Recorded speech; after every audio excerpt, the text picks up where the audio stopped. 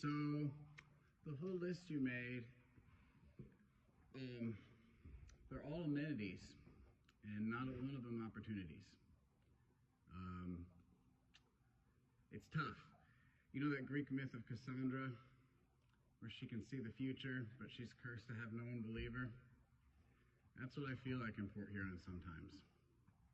Because I've lived in major cities across the country, and I've seen the mistakes other communities have made. And it doesn't matter how often I say it, I get ignored. When I look at this list, I see no economic opportunity for the South Side.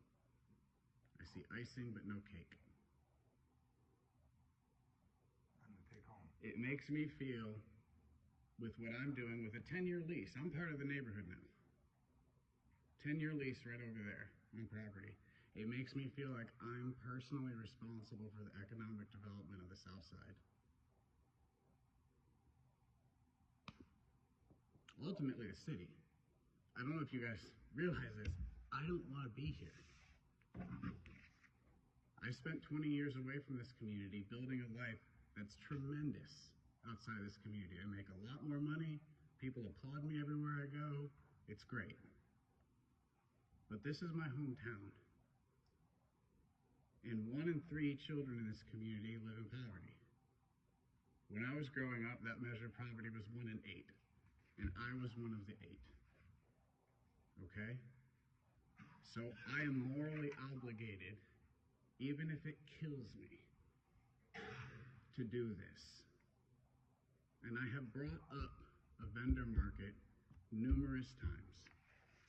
Councilmember Moserak, Councilmember Lamb, Mayor Rep, James Freed, Mark, Mary, Cynthia, numerous people have already said, you know what, that is a good idea. So the behind-the-scenes groundwork has been done. The city would approve a pavilion. I'll tell you that right now. Because they've already told me in a soft way they'd be open to that. Because it would create economic opportunity and taxes for the South Side as people vend their items through the vendor market. So I don't really care about dog stations, benches. I saw a statistic. It's one of those anomalies, a little peak, where 15-year-old girls in Port Huron, 66% of them are living in poverty.